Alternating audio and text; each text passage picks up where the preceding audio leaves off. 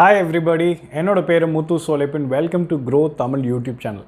நம்மளோட சேனலில் நிறைய கமெண்ட்ஸ் வந்து எமர்ஜென்சி ஃபண்ட்ஸ் எப்படி க்ரியேட் பண்ணுறது, எவ்வளோ எமர்ஜென்சி ஃபண்ட்ஸ் நம்மளுக்கு வேணும், அண்ட் எமர்ஜென்சி ஃபண்ட்ஸ் க்ரியேட் பண்ணதை எதில் நம்ம போய் இன்வெஸ்ட் பண்ணணும், இந்த மாதிரி நிறைய கொஸ்டின்ஸ் நம்மளுக்குள்ளே வந்து நிறைய எழுந்திருக்கு. அதில் கமெண்ட் பாக்ஸ்லேயும் நிறைய போட்டிருக்கீங்க. ஸோ உங்களுக்கு இன்றைக்கி வீடியோவில் இந்த எமர்ஜென்சி ஃபண்ட்ஸ் எப்படி க்ரியேட் பண்ணுறது அதை பற்றி ஒரு டீட்டெயில்டான ஒரு வீடியோ தான் இன்றைக்கி சொல்ல போகிறோம்.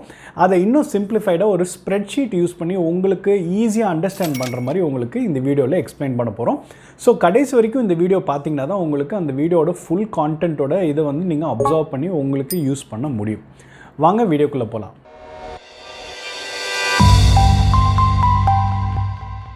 ஸோ பேசிக்ஸ்லேருந்து ஸ்டார்ட் பண்ணலாம். இந்த எமர்ஜென்சி ஃபண்ட்னா என்ன? எமர்ஜென்சி ஃபண்டுங்கிறது ரொம்ப சிம்பிளாக சொல்லணும்னா ஒரு ஜஸ்ட் இன் கேஸ் ஃபண்ட். அதாவது உங்களுக்கு ஒரு எமர்ஜென்சி சுச்சுவேஷன் வருது, அப்போ உங்களுக்கு ஒரு பணம் தேவைப்படலை, உங்ககிட்ட பணம் இல்லைன்னா அப்போ என்ன பண்ணுவீங்க? அப்போ ரொம்ப கஷ்டமாயிடும் இல்லையா? ஸோ இந்த மாதிரி ஒரு எமர்ஜென்சியான ஒரு சுச்சுவேஷன் வரையில ஜஸ்ட் இன் கேஸ் எப்பயாவது நடக்குது அப்படின்னா அந்த டைமில் உங்ககிட்ட வந்து ஒரு ஃபண்ட் இருக்கணும். ஃபார் எக்ஸாம்பிள் இப்போது கோவிட் டைமில் என்னாச்சு, நிறைய பேருக்கு வந்து வேலை வந்து போச்சு. அந்த வேலை போகையில் என்ன ஆகுது, அந்த டைமில் நம்மள்கிட்ட வந்து பணம் இருந்தால் தான் நம்மளால் வந்து அந்த சுச்சுவேஷனை வந்து கரெக்டாக ரன் பண்ண முடியும். அதாவது பணம் இல்லாத டைம், இப்போ வேலை இல்லைன்னா நம்மளுக்கு சம்பளம் வராது.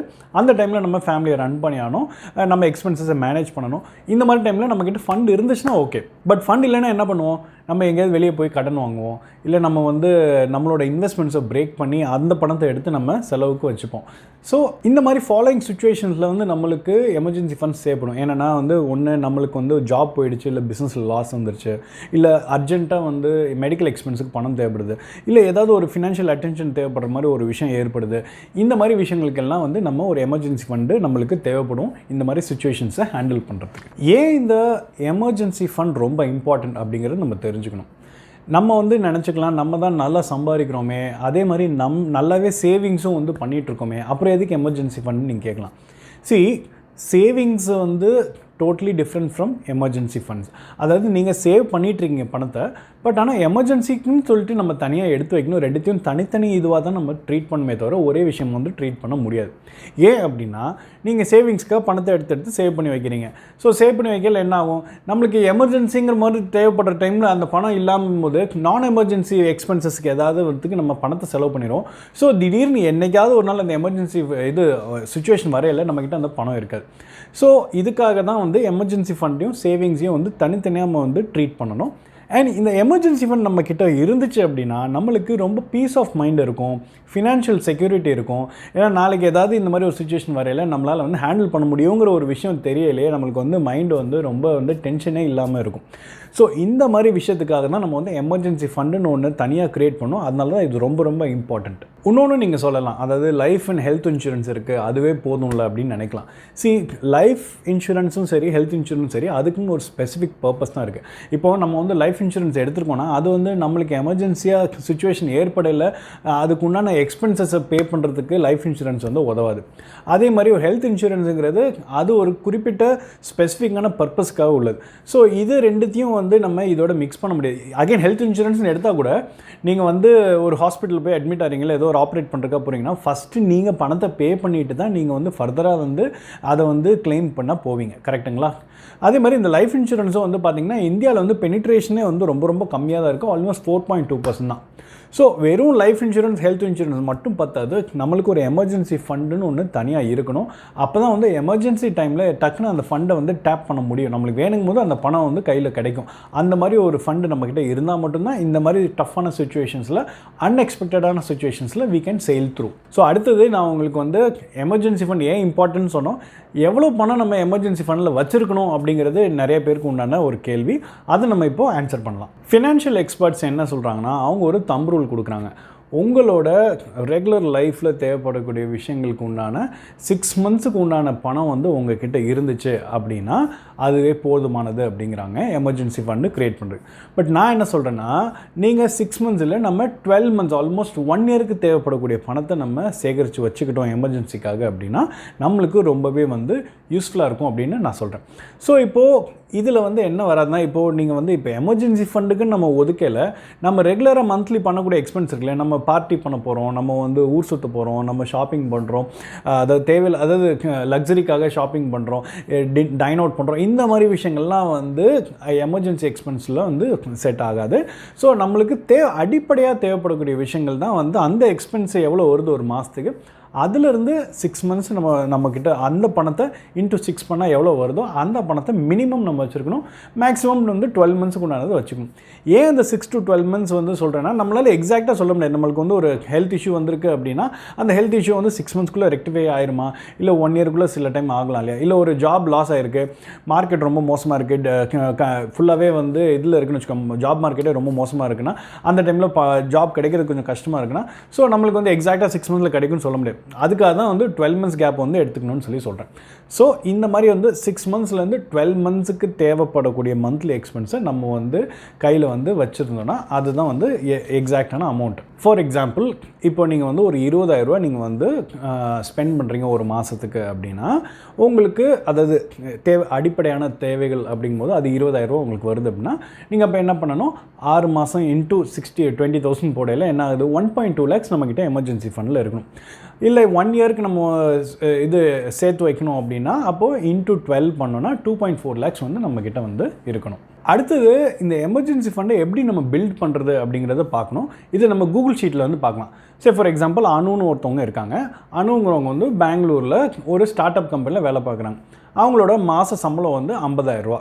ஸோ இந்த அவங்க வந்து என்ன பண்ணுறாங்க, அவங்க பிஜி அக்காமடேஷனில் ஸ்டே பண்ணுறாங்க. பிஜி அக்காமடேஷனுக்கு ரெண்ட்டு மாதம் 12,000 ரூபா கொடுக்குறாங்க.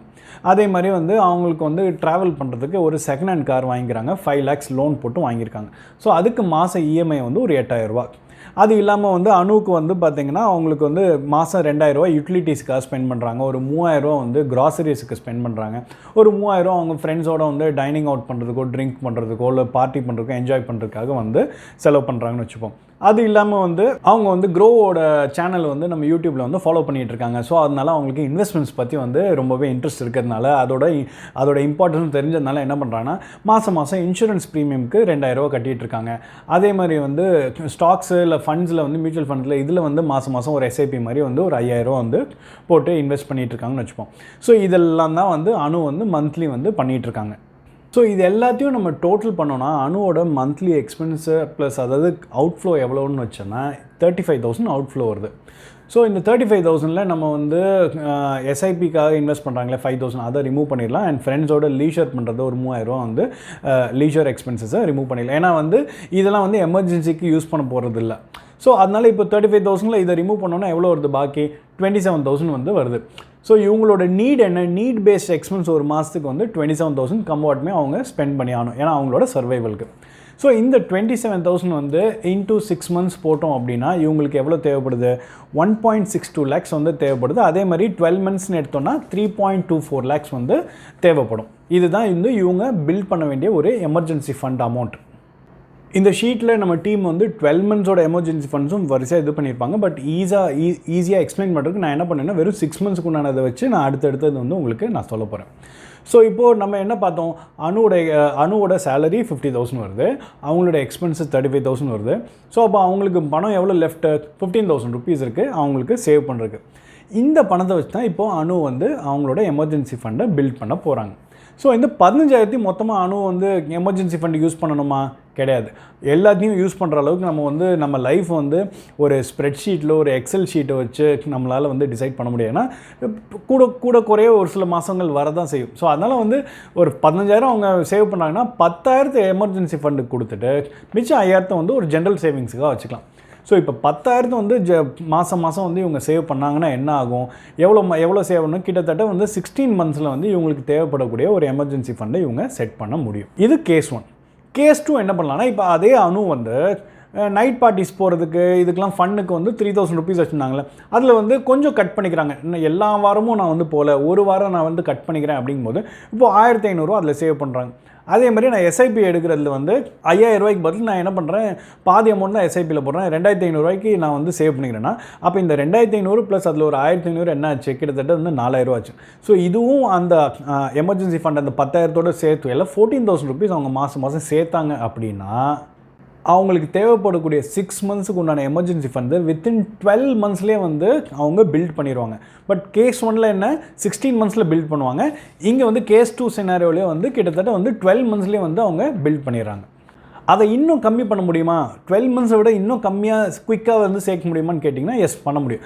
ஸோ நம்ம இந்தியா வந்து பார்த்திங்கன்னா வந்து ஃபுல்லாக வந்து ஃபெஸ்டிவல்ஸ் இருக்கக்கூடிய ஒரு கண்ட்ரி. அண்ட் ஃபெஸ்டிவல்ஸும் போது ரிலேட்டிவ்ஸ் வருவாங்க, பேரண்ட்ஸ் கிஃப்ட் கொடுப்பாங்க, ரிலேட்டிவ்ஸ் கிஃப்ட் கொடுப்பாங்க. ஸோ இதெல்லாம் சேர்த்து வரையில் அணுவுக்கு வந்து ஒரு மாதத்துக்கு வந்து ஒரு 10,000 வந்து ஒரு வருஷத்துக்கு வந்து அவங்களுக்கு கிடைக்குதுன்னு வச்சுப்போம் கிஃப்டாகவே. அதே மாதிரி வந்து மொத்த கிஃப்ட்டு 10,000 வருது. அதே மாதிரி அணு வந்து ஒரு ஸ்டார்ட் அப்பில் ஒர்க் பண்ணும் போது அவங்க நல்லா ஒர்க் பண்ணி ரொம்பவே வந்து கஷ்டப்பட்டு ஒர்க் பண்ணுறாங்க, ரொம்ப ஸ்மார்ட்டாக ஒர்க் பண்ணுறாங்க போது மேனேஜ்மெண்ட் வந்து அவங்களுக்கு வந்து ஒரு மேனேஜ்மெண்ட் போனஸ் மாதிரி வந்து கொடுக்குது. அவங்க ஒர்க் பண்ண ஒரு 50,000 கொடுக்குறாங்கன்னா இப்போ என்ன ஆயிடுது, அணுக்கு வந்து ஒரு 60,000 rupees வந்து சேர்ந்து போயிடுது. இந்த 60,000 rupees அப்படியே வந்து லம்சமாக வந்து அணு வந்து அந்த எமர்ஜென்சி ஃபண்டுக்காக போட்டாங்க அப்படின்னா வித்தின் 7 மந்த்ஸ்லேயே வந்து அணு வந்து எமர்ஜென்சி ஃபண்ட், அதாவது அவங்களுக்கு அடுத்த 6 மந்த்ஸுக்கு தேவைப்படக்கூடிய ஒரு எமர்ஜென்சி ஃபண்டை வந்து அவங்க 7 மாதத்தில் வந்து அவங்க சேர்த்துருவாங்க. ஸோ இந்த அளவுக்கு வந்து குயிக்காக வந்து இதை பண்ண முடியும். ப்ரொவைடட் கொஞ்சம் அணு வந்து எக்ஸ்ட்ரா எஃபர்ட் எடுத்து ஒர்க்லேயும் கொஞ்சம் எக்ஸ்ட்ரா எஃபர்ட் எடுத்து எக்ஸ்பென்சஸை தேவையில்லாத எக்ஸ்பென்ஸை கொஞ்சம் கட் பண்ணுறதையும் எஸ்ஐபியில் கொஞ்சம் இந்த மாதிரிலாம் வந்து கொஞ்சம் அட்ஜஸ்ட்மெண்ட்ஸ் பண்ணிக்கினாங்கன்னா குயிக்காக வந்து இந்த எமர்ஜென்சி ஃபண்டை வந்து பில்ட் பண்ணிடலாம். ஸோ இதுதான் வந்து பார்த்திங்கன்னா வந்து easiest way to build your emergency fund. So இது வரைக்கும் உங்களுக்கு இந்த கூகுள் ஷீட்டோட லிங்க் வந்து பார்த்திங்கன்னா கீழே டிஸ்கிரிப்ஷன் பாக்ஸில் கொடுத்துருப்போம். நீங்கள் அதை டவுன்லோட் பண்ணி நீங்களும் வந்து மிக்ஸ் அண்ட் மேட்ச் பண்ணி ஒர்க் பண்ணி பார்க்கலாம். அண்ட் இது வரைக்கும் உங்களுக்கு இந்த வீடியோவில் சொன்ன இன்ஃபர்மேஷன்லாம் பிடிச்சிருக்குன்னா இந்த வீடியோக்கு லைக் பண்ணுங்கள் அண்ட் இந்த சேனலுக்கு சப்ஸ்கிரைப் பண்ணுங்கள். ஸோ இப்போது எமர்ஜென்சி ஃபண்டுக்கு தேவையான ஃபண்டை நம்ம சேவ் பண்ண ஆரம்பித்தோம். இந்த சேவ் பண்ண ஃபண்ட்ஸை எந்த எமர்ஜென்சி ஃபண்டில் போய் இன்வெஸ்ட் பண்ணலாம் அப்படின்னு பார்க்கலாம். ஸோ அது பார்க்க போகிறதுக்கு முன்னாடி நம்ம ஒரு சில விஷயங்கள் தெரியணும். நம்பர் 1, நம்ம இந்த எமர்ஜென்சி ஃபண்டு எது கிரியேட் பண்ணுறோம், நம்மளுக்கு எப்போயாவது தேவைங்கும் போது உடனே அந்த பணம் நம்மளுக்கு அவைலபிளாக இருக்கணும். அப்போ தான் வந்து அந்த இமீடியட் எமர்ஜென்சி எக்ஸ்பென்ஸுக்கு அதை யூஸ் பண்ண முடியும். ஸோ அந்த மாதிரி இருக்கையில் நம்ம கரெக்டாக வந்து அந்த மாதிரி டைப் ஆஃப் ஃபண்ட்ஸ் பார்த்து போடணும். நம்ம வந்து ஒரு பிபிஎஃப்ஓ இல்லை என்பிஎஸ் மாதிரி ஒரு கவர்மெண்ட் ஃபண்ட்ஸ்லலாம் போய் போட்டோம் அப்படின்னா அதுக்கு வந்து உடனே நம்மளுக்கு பணம் தேவைங்கும் போது எடுக்க முடியாது. அதுக்கு வந்து வெயிட்டிங் பீரியட் வந்து ரொம்ப ரொம்ப ஜாஸ்தி. ஸோ அதனால் வந்து அந்த மாதிரி ஃபண்ட்ஸில் நம்ம போடக்கூடாது. ஸோ உங்களுக்கு வந்து ஒரு லாங்கர் லாக்இன் பீரியட் இருக்கிற மாதிரி ஒரு ஃபண்டில் நம்ம போய் பணத்தை வந்து எமர்ஜென்சி ஃபண்டை போய் பார்க் பண்ணக்கூடாது. நம்பர் 2, இப்போது நம்மளுக்கு பணம் தேவைப்படையில் நம்ம எவ்வளோ ஃபண்டு போட்டு வச்சுருக்கோமோ அந்த ஃபுல் ஃபண்டு தேவைப்படுதுன்னா அப்போ ஃபுல் ஃபண்டு வேணும் இல்லையா? அப்போ அதை விட்டுட்டு நம்ம வந்து கொஞ்சம் நம்ம போட்ட பணம் வந்து கம்மியாயிடுச்சு, நம்ம தேவைப்படும் போது கம்மியாயிடுச்சு அப்படின்னா எடுக்க முடியாதுல்ல, அப்போ யூஸ் பண்ண முடியாமல் போயிடல. ஸோ இந்த மாதிரி ரொம்ப வாலட்டைலாக இருக்கக்கூடிய இன்வெஸ்ட்மெண்ட்ஸில் நம்ம போடக்கூடாது. For example shares, equity mutual funds, எல்லா மியூச்சுவல் ஃபண்டில் ஈக்விட்டி மியூச்சுவல் ஃபண்ட்ஸில் சொல்கிறேன். ஸோ இந்த மாதிரி விஷயங்களில் ஏன்னா இதெல்லாம் வந்து ரொம்ப வாலட்டைலாக இருக்கும். நீங்கள் ஒரு பணம் போடுறீங்க, டக்குன்னு நாளைக்கு பார்த்தாலே அந்த அமௌண்ட் இருக்காது, ஒன்று ஏறி இருக்கும் இறங்கி இருக்கும். இவ்வளோ வாலட்டைலாக இருக்கிறதுல நம்ம போய் எமர்ஜென்சியில் போட்டு நம்ம மாட்டிக்கூடாது. ஸோ இந்த மாதிரி ஒரு விஷயத்துலையும் நம்ம இன்வெஸ்ட் பண்ணக்கூடாது எமர்ஜென்சி ஃபண்ட்ஸை. அண்ட் நம்பர் 3, இது வந்து வாலட்டிலிட்டி வந்து ரொம்ப கம்மியாக இருக்கணும் இந்த ஃபண்டு நம்ம இன்வெஸ்ட் பண்ணுறதுல. அதே மாதிரி அது வந்து ரொம்ப ஹைலி லிக்விடாக இருக்கணும், டக்குன்னு வேணுங்கும் போது எடுத்துக்கிற மாதிரி இருக்கணும். அதே சமயத்தில் இதை கொண்டு போய் நம்ம பார்க் பண்ணோம் அப்படின்னா நம்மளுக்கு இன்ஃப்ளேஷன் ரேட்டை விட இது வந்து கொஞ்சம் பெட்டராக இருக்கணும். இல்லாட்டி நம்ம அந்த பணத்தை அப்படியே வச்சுருந்தோன்னா அந்த பணத்தோட மதிப்பீடு வந்து கம்மியாகிட்டே வந்துடும். ஸோ அந்த இன்ஃப்ளேஷனோட, அதாவது போஸ்ட் டேக்ஸ் ரிட்டர்ன்ஸ்க்கு அப்புறம் வரக்கூடிய ரிட்டர்ன்ஸ் வந்து இன்ஃப்ளேஷன் ரேட்டோட ஸ்லைட்லி பெட்டராக இருந்தால் கூட நம்மளுக்கு ஓகே தான். பட் ஆனால் என்ன, ஒரு லோ வாலட்டைலாக இருக்கணும், அதே மாதிரி வந்து ஹைலி லிக்விடாக இருக்கும்போது அப்போ ரிட்டர்ன்ஸும் வந்து கொஞ்சம் கம்மியாக தான் இருக்கும், பெரிய ரிட்டர்ன்ஸ் எதிர்பார்க்க முடியாது. இது வரைக்கும் உங்களுக்கு எல்லாம் கிளியராக இருக்கா? இப்போ நான் என்ன சொல்ல போகிறேன், இந்த ஃபண்ட்ஸை எமர்ஜென்சி ஃபண்ட் க்ரியேட் பண்ணோம்ல, இப்போ இது எதில் போய் இன்வெஸ்ட் பண்ணலான்னு நான் இப்போ உங்களுக்கு சொல்ல போகிறேன். ஃபர்ஸ்ட் வந்து செப்பரேட்டாக ஒரு சேவிங்ஸ் அக்கௌண்ட் ஓப்பன் பண்ணி வித் ஸ்வீப் அண்ட் ஃபெசிலிட்டியோடு இருக்கணும். ஃபார் எக்ஸாம்பிள் நீங்கள் வந்து ஒரு செப்பரேட் சேவிங்ஸ் அக்கௌண்ட் ஓப்பன் பண்ணுறீங்க, அதில் உங்களோட எமர்ஜென்சி ஃபண்ட்ஸை கொண்டு போய் பார்க் பண்ணுறீங்கன்னா அந்த சேவிங்ஸ் அக்கௌண்ட்லேருந்து வரக்கூடிய இன்ட்ரெஸ்ட் வந்து உங்களோட இன்ஃப்ளேஷனை வந்து மேட்ச் பண்ண முடியாது. ஸோ அப்போ என்ன பண்ணணும்னா, அந்த செப்பரேட்டாக ஓப்பன் பண்ணியிருக்கீங்களே அந்த சேவிங்ஸ் அக்கௌண்ட்டில், அதில் ஸ்வீப் இன் ஃபெசிலிட்டியை நீங்கள் ஆக்டிவேட் பண்ணணும். ஸோ ஸ்வீப் இன் ஃபெசிலிட்டி ஆக்டிவேட் பண்ணல உங்களோட த்ரெஷோல்ட் லிமிட்டுக்கு மேலே பணம் எவ்வளோ அதில் இருக்கோ அந்த பணத்தை வந்து டக்குன்னு வந்து அது வெளியே எடுத்து ஃபிக்ஸட் டெபாசிட் மாதிரி அதில் போய் ஃப்ளெக்சிபிள் ஃபிக்ஸட் டெபாசிட் மாதிரி அது ஒர்க் ஆகும். ஸோ உங்களுக்கு பணம் அந்த த்ரெஷோல்ட் லிமிட் மேலே போகையில் அதை எடுத்துக்கலாம், நீங்கள் டக்குன்னு வேணா பணத்தை டோட்டலாக ரிமூவ் பண்ணிக்கலாம். ஸோ இந்த அக்கௌண்ட்டில் என்ன ஆனால் உங்களுக்கு வந்து ஒரு எஃப்டிக்கு உண்டான ரிட்டர்ன்ஸும் உங்களுக்கு கிடைக்குது, அதே மாதிரி ஒரு சேவிங்ஸ் அக்கௌண்ட்டுக்கு உண்டான வேலையும் அது செஞ்சு கொடுக்குது. ஸோ இது வந்து உங்களுக்கு ஒரு நல்ல ஆப்ஷன். ரெண்டாவது ஆப்ஷன் வந்து கார்ப்பரேட் டெட் ஃபண்ட்ஸ் இல்லை banking and PSU debt funds இது. இப்போது இந்த கார்ப்பரேட் டெட் ஃபண்ட்ஸில் நீங்கள் வந்து இன்வெஸ்ட் பண்ணுறீங்கன்னா அது வந்து ரிஸ்க் வந்து லோலேருந்து மாடரேட் ரிஸ்க் இருக்கக்கூடிய ஒரு விஷயம். பட் ஆனால் இது கொடுக்கக்கூடிய ரிட்டர்ன்ஸ் வந்து நம்மளோட இன்ஃப்ளேஷன் ரேட்டை விட இது கொஞ்சம் பெட்டராகவே வந்து இது ரிட்டர்ன்ஸ் கொடுக்கும். மூணாவது ஆப்ஷன் லிக்விட் ஃபண்ட்ஸ். ஸோ இந்த லிக்விட் ஃபண்ட்ஸுங்கும் போது உங்களுக்கு என்ன ஆகுதுன்னா வந்து ஒரு ரிலேட்டிவ்லி வந்து ஒரு சேஃபான ஒரு இன்வெஸ்ட்மெண்ட் டக்குன்னு நினச்சா நம்ம பணத்தை வந்து எடுத்துக்கலாம். அண்ட் இது வந்து பெட்டராக சேவிங்ஸ் அக்கௌண்ட் கொடுக்குற ரிட்டர்ன்ஸை விட இது பெட்டராகவே வந்து இது ரிட்டர்ன்ஸ் கொடுக்கும்னு சொல்லலாம். ஸோ பட் ஆனால் ஒரு விஷயம் என்ன தெரிஞ்சுக்கணுன்னா வந்து நீங்கள் மியூச்சுவல் ஃபண்ட்ஸ்லேருந்து நீங்கள் பணத்தை ரிமூவ் பண்ணால் இட்ல அட்லீஸ்ட் டேக் ஒரு 1 to 3 ஒர்க்கிங் டேஸ் ஆச்சும் ஆகும். பட் அதையும் சில மியூச்சுவல் ஃபண்ட் கம்பெனிஸ் என்ன பண்ணிங்கன்னா அதை ஓவர் கம் பண்ணுறதுக்கு உங்களுக்கு அதுக்கு ஒரு டெபிட் கார்டு கொடுக்குறாங்க. அதில் ஒரு ஃபிக்ஸ்ட் லிமிட் கொடுத்து இவ்வளோ பணம் வந்து ஒரு நாளைக்கு இவ்வளோ வேணும்னா வந்து ரிமூவ் பண்ணி என்கேஷ் பண்ணிக்கலாம் அப்படின்னு சொல்லிட்டு கொடுத்துருக்காங்க. For example Nippon India mutual fund மாதிரி வந்து பார்த்திங்கன்னா இந்த மாதிரி ஃபெசிலிட்டிஸ்லாம் வந்து கொடுக்குறாங்க. ஸோ இதில் வந்து எந்த காம்பினேஷன் வேணாலும் நீங்கள் வந்து போடலாம், எப்படி வேணாலும் பண்ணலாம். பட் என்னோட சஜஷன் என்ன இருக்குன்னு பார்த்தீங்கன்னா வந்து ஒரு 50% வந்து நீங்கள் savings account with sweeping facility இருக்குல்ல, உங்களோட எமர்ஜென்சி ஃபண்ட்ஸில் 50% இந்த இதில் போடலாம், இன்னொரு 25% லிக்விட் ஃபண்ட்ஸில் போடலாம், இன்னொரு 25% வந்து கார்ப்பரேட் டெட் ஃபண்ட்ஸில் போடலாம். இந்த ரேஷியோவில் வந்து நம்ம மெயின்டைன் பண்ணோம்னா நம்மளுக்கு கரெக்டாக இருக்கும். ஸோ ஒரு விஷயம் நீங்கள் ரிமெம்பர் பண்ணிக்கணும், ஒரு எமர்ஜென்சி ஃபண்ட் வந்து நீங்கள் க்ரியேட் பண்ண போகிறீங்க அப்படிங்கும்போது அது வந்து ஒரு ஒன் டைம் ப்ராசஸ் கிடையாது. பண்ணி முடிச்சிட்டோமா அவ்வளோதான் முடிஞ்சிச்சு அப்படின்னு நம்ம சொல்ல முடியாது. இது வந்து கண்டினியூஸாக நம்ம ரீஎவால்வேட் பண்ணிகிட்டே இருக்கணும். ஏன்னா எவ்ரி இயர் நம்மளோட லைஃப் ஸ்டைல் கொஞ்சம் கொஞ்சமாக அப்கிரேட் ஆகும், நம்மளோட சேலரி இன்க்ரீஸ் ஆகும், நம்மளோட எக்ஸ்பென்சஸும் இன்க்ரீஸ் ஆகும். அதுக்கேற்ற மாதிரி நம்ம ஃபைன் டியூன் பண்ணி நம்மளோட இதையும் வந்து எமர்ஜென்சி ஃபண்ட்ஸும் வந்து அதுக்கேற்ற மாதிரி வந்து அப்கிரேட் பண்ணிக்கிட்டே வந்து வரணும். அந்த டிஃப்ரென்ஸ் அமௌண்ட்டை நம்ம ரீஃபில் பண்ணிக்கிட்டே வந்து வந்துகிட்டு இருக்கும். ஸோ இந்த மாதிரி இருக்கையில் வந்து நம்மளுக்கு எப்போவுமே ஒரு சேஃப் ஜோன்லேயே வந்து இருப்போம். அதே மாதிரி வந்து இந்த எமர்ஜென்சி ஃபண்ட் க்ரியேட் பண்ணல ஒரு பக்கம் வந்து பணம் இன்க்ரீஸ் ஆகிட்டே இருக்கும். அந்த ஃபண்டில் ரொம்ப டெம்ப்டிங்காக இருக்கும். ஏதோ ஒரு ஐஃபோன் வாங்கணும் இல்லை ஏதோ ஒரு டேப் வாங்கணும் அப்படின்னு சொல்லிட்டு நம்மளுக்கு வந்து ஒரு ஆசை வரும். ஆன்லைனில் ஏதோ ஆடு பார்ப்போம், டக்குன்னு வாங்கணும்னு தோணும் ஒரு டீல் பார்க்கல. பட் அதெல்லாம் வந்து அந்த மாதிரி வந்து ஆசைகளுக்கெல்லாம் வந்து இதுவாகிடக்கூடாது. நம்ம டிசிப்ளினாக கரெக்டாக மெயின்டைன் பண்ணால் மட்டும்தான் வந்து இந்த எமர்ஜென்சி ஃபண்ட் வந்து குயிக்காக வந்து பில்ட் பண்ண முடியும். ஸோ இதோட வந்து இந்த வீடியோ வந்து எண்ட் பண்ணலாம். அண்ட் நீங்கள் வந்து இது வரைக்கும் நம்ம சொன்ன இந்த வீடியோவில் சொன்ன இன்ஃபர்மேஷன்ஸ்லாம் உங்களுக்கு ரொம்ப பிடிச்சிருக்குன்னா நம்ம சேனலுக்கு லைக் பண்ணுங்கள், ஷேர் பண்ணுங்கள், சப்ஸ்கிரைப் பண்ணுங்கள். அண்ட் ஒரு முக்கியமான விஷயம் என்னென்னா, நீங்கள் வந்து இந்த மாதிரி வந்து எமர்ஜென்சி ஃபண்ட்ஸ் க்ரியேட் பண்ணல நம்ம சொன்ன விஷயத்தை வந்து நீங்கள் அப்படியே வந்து ஒரு அட்வைஸாக எடுத்துக்கூடாது. நீங்கள் உங்களோட ஓன் ரிசர்ச் பண்ணி டியூ டெலிஜென்ஸ் பண்ணி நீங்கள் இன்வெஸ்ட்மெண்ட்ஸ் பற்றி நீங்கள் பார்த்துக்கணும். கமெண்ட்ஸில் வந்து சொல்லுங்கள் இது வரைக்கும் நீங்கள் எவ்வளோ எமர்ஜென்சி ஃபண்ட் வந்து நீங்கள் வந்து பில்ட் பண்ணி வச்சுருக்கீங்க அப்படின்னு சொல்லிட்டு நீங்கள் கமெண்ட்ஸில் சொல்லுங்கள். அண்ட் நம்மளோட க்ரோ சேனலில் வந்து you have to stay tune so that நம்ம உங்களுக்கு இந்த மாதிரி எஜுகேஷன் அண்ட் இன்ஃபர்மேஷனல் வீடியோஸ் உங்களுக்கு ரெகுலராக வந்து கொடுத்துட்டு இருக்கோம். Until then stay tune. நன்றி, வணக்கம்.